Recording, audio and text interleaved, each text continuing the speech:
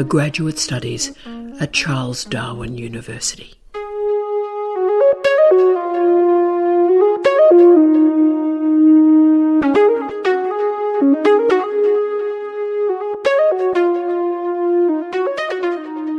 Hello, I'm Tara Brabazon. I'm the Dean of Graduate Studies at Charles Darwin University, and I'm thrilled to welcome you to this Touchstone Endings session on the Higher Doctorate. Yes, this is an unusual training session, but the point of these touchstones is to enable professional development for all our colleagues at CDU, from early career researchers right through to our most senior professors.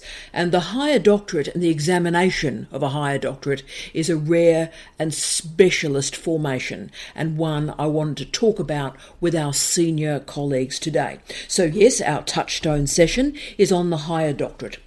The Higher Doctorate is rare and it is special. It is the marker of a career of excellence and achievement.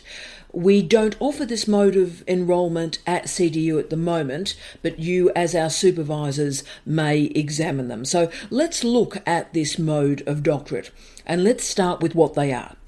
The Higher Doctorate is awarded to people who already hold a PhD of at least 5 years standing. It assesses the research produced after the PhD. The Higher Doctorate is a way to provide recognition to scholars who have made a contribution to their field. The Higher Doctorate recognises a coherent contribution to knowledge, a significant contribution to knowledge, and a distinguished contribution to knowledge. The Higher Doctorate has many different types, most commonly the Doctor of Science, Doctor of Letters, and Doctor of Laws.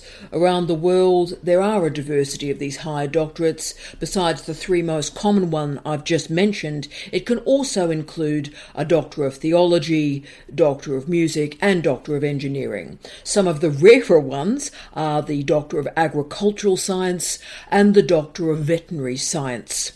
The Doctor of Philosophy, of course, is granted to all disciplines, but the Higher Doctorate is much more precisely nested into particular disciplines. It is an international recognition of profile, expertise, esteem, and excellence. So for our friends around the world thinking about a Higher Doctorate, and particularly thinking about how to examine one, this session may be useful. The Higher Doctorate has two parts. It has a contextual statement, and the second part is it has a selection of the research outputs produced since the graduation and the dissemination of the doctoral research. So let's talk about the research outputs first. Students gather together a body of published work produced after the graduation from a PhD and before the enrolment in a Higher Doctorate. So, in other words, we are assessing a research career here. Students must already hold a doctorate, and they must have demonstrated how their subsequent research has configured a significant advance in knowledge. So why I really appreciate the Higher Doctorate is that it respects excellence, whatever the student's discipline may be, and it recognises that excellence changes in its meaning dependent on the discipline. 4 words are used to assess this significance and excellence, and these 4 words are impact and engagement, and influence and esteem. So how does a student prove, rather than assume, that they've advanced knowledge? Well, there has to be a recognition that this knowledge has been created in our universities, but it can also use the demonstration of how the research has been deployed by stakeholders outside of it. The Higher Doctorate is a showcase of a profound researcher having made a profound contribution. So a student as such does not have a program of study upon enrolment. A student has already done the work, and all a student does during the enrolment in a higher doctorate is write the contextual statement to make the case. Now, these students often only have one supervisor, but they're not really the supervisor as we know it in a PhD program, because the supervisor helps the student present themselves and their work at their best for 2 or 3 examiners. So for the supervisor, it's about helping the student make the best cut of all the publications and then presenting a convincing case that the 2 or 3 examiners will respect. So the supervisor for a higher doctorate is really a peer, a colleague, a critical friend. The higher doctorate student has all the bricks, all the mortar, and the supervisor is simply a friend that's helping the student convert this great material into a strong, powerful, and impressive wall. Therefore, for the supervisors that may be engaging with this touchstone, it really is important, I think, to remember that all supervision is a privilege. But supervising a higher doctorate is an incredible privilege. But think about the privilege of examining one of these higher doctorates, because we are validating a human being's contribution to a profession, contribution to knowledge as much as an individual contribution. Examining a higher doctorate is a privilege, and we have to think about the specific role of the examiner in this context. And we are really critical friends as examiners, I think. I think that's the best description, because, all of us have an academic career. I've got 21 books, over 250 refereed articles, and therefore what my supervisory friend would help me do in a higher doctorate is shape this material, select this material, and make the best case for examiners. So as we can see, really none of this conversation we've had today about the higher doctorate is about quality, because the work has already been refereed. This is about the student and supervisor selecting the best of the already confirmed quality work and then making a case for our influence in the field and how we have changed and transformed the field. Students are enrolled for about 6 months, sometimes going up to a year, and the student and their critical friend supervisor have 2 jobs, only 2 jobs: select the research outputs that make the case and help a student write that contextual statement. And when those 2 jobs are done, the student can submit. So let's talk about how this showcase for a student's career is constructed for examiners. So how do students select the articles, the books, the book chapters, the conference proceedings? Well, firstly, the number of publications presented for a higher doctorate vary enormously, and there's a huge issue of scope and scale here. A student is presenting their career, often a lifetime of scholarship, and they're showing a contribution to a discipline, paradigm, or field.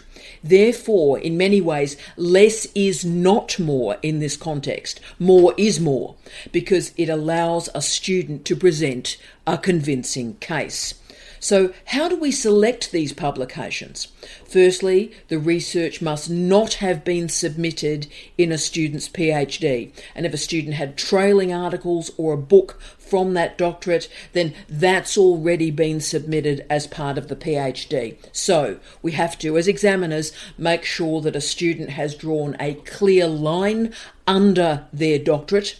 So the higher doctorate uses the PhD as a springboard, but it is what has the student done since the PhD, and that's why it is a higher doctorate. Then there's the question of scope and scale, and this, as always in examination, is hard to advise on, hard to talk about.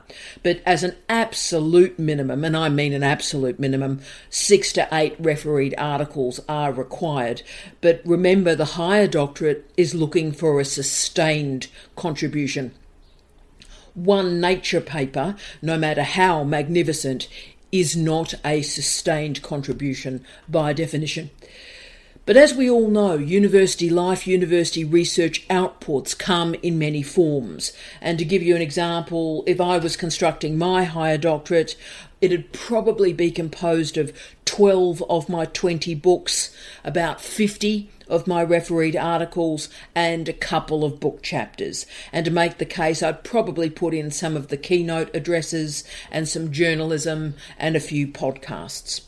So in my fields, the higher doctorate submissions are dominated by books because they're rare and they're the gold standard. Now, this is obviously discipline specific, but I want to really point out that the student has to make the case for the influence of their research career. 6 articles are what most of us produce in a year as a minimum, so a student will need many more data points to demonstrate to an examiner that they have expertise and they perform the arc of their influence. So when making a selection, when examining a higher doctorate, we have to look at the entire career. We're looking at particular pivots, what has created the movement for the student professionally, and how have they influenced the discipline. So the selection of the publications often appear through time. Between the first and the last publication can be many years, sometimes decades, because we're not assessing an original contribution to knowledge.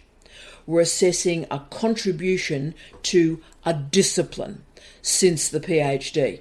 So the best cases in higher doctorates often appear over time. The goal is not to present a student's most recent publications, but the publications that are the breadcrumbed trail, starting at when the PhD completion and examination took place and finishing in the present. So from selecting the publications then, the priority for us as examiners is to assess the narrative in front of those publications that are arguing for the knowledge arc. The best higher doctorates have publications through the career presented and demonstrate how they build. The other key variable to consider, and this is really quite important, is obviously the issue of authorship. The examiners must be able to guarantee that this is the student's work. Therefore, it is important that the prospective candidate be the sole author or the first author. This is crucial because we as examiners need to see that this is the student's work, that this is the student's research that is being assessed. It is the student's name on the degree, so it's the student's research that is being assessed. A student will need in their contextual statement to explain in great detail the scope and the scale of their contribution to research design, data collection and interpretation, reading and drafting in each publication. Now, for some disciplines, this is really easy. With a sole author, our work is done. But if a student wants a degree and they're submitting co-authored research, they will need to not just talk about, but prove their role and confirm that it is their work that is being evaluated. So let's now finish off as an examiner with the important part of the higher doctorate, the contextual statement. The contextual statement is at the beginning of the higher doctorate. The success and indeed the failure of the doctorate is determined through the contextual statement. Firstly, the contextual statement has a particular role in framing the publications. The relationship between the publications must be confirmed. The development of research in a student's disciplines and through disciplines must also be confirmed. And secondly, the contextual statement must confirm students' authorship, their role in configuring those publications. Thirdly, and this is crucial, a student needs to explain to an examiner what is their influence, impact, engagement, and esteem. Now, when I'm helping people write this contextual statement, I ask them a key question. What do we know now that we didn't know before the publication of this research? To make this case, metrics can be used, qualitative measures can be used. So a student can use Google Scholar for citations, book reviews for the books that are presented. And remember, we have to think about influence, impact, engagement and esteem, and understand how each of these words operate quite differently. They could encompass book awards, best papers at conferences, keynote addresses. We could see recognition through a disciplinary society or organisation, the use of research in a professional organisation, altmetrics, media impact, patents. So we need to find strategies to show that scholarly debates have emerged from this research. So this contextual statement can be long, and to be frank, it should be long, because the success of a higher doctorate is reliant on it. A student really needs to remember the cliche here, how long is a piece of string? And really that's how we think about the contextual statement in a higher doctorate. The contextual statement can vary in length from 10,000 words to 40,000 words. Remember that a student cannot assume that an examiner agrees with them. A student must make the case for their research rather than assuming the case for their research. So we need to start with the student's research and their career.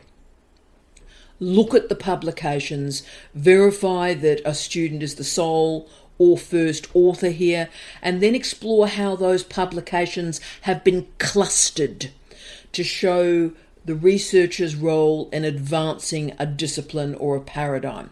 Finally, we have to consider how a student has made their case for influence, impact, engagement and esteem. So this is a higher doctorate. It is special and it is specialist, and it is really important to train examiners to assess this very specific mode of thesis. But I hope today's presentation also helps you think about this mode of doctorate, perhaps for yourself, for you in the future, or for your students in the future. Indeed, this mode of doctorate is incredibly inspiring. And this mode of doctorate can inspire us to think about our careers in a different way. And to this day, I have 4 files on my computer that are labelled influence, impact, engagement and esteem. And when something happens, I list it on my CV, but then I also just provide a quick note in one of those files. The Doctor of Philosophy is a brilliant qualification, and for a few of us, the higher doctorate gives us our post-doctoral career and gives it a shape and a meaning. But the calibre and quality of this doctorate is dependent on the calibre and the quality of examination, and indeed examiners, which is why this Touchstone session existed for you today. Thank you so much for your time.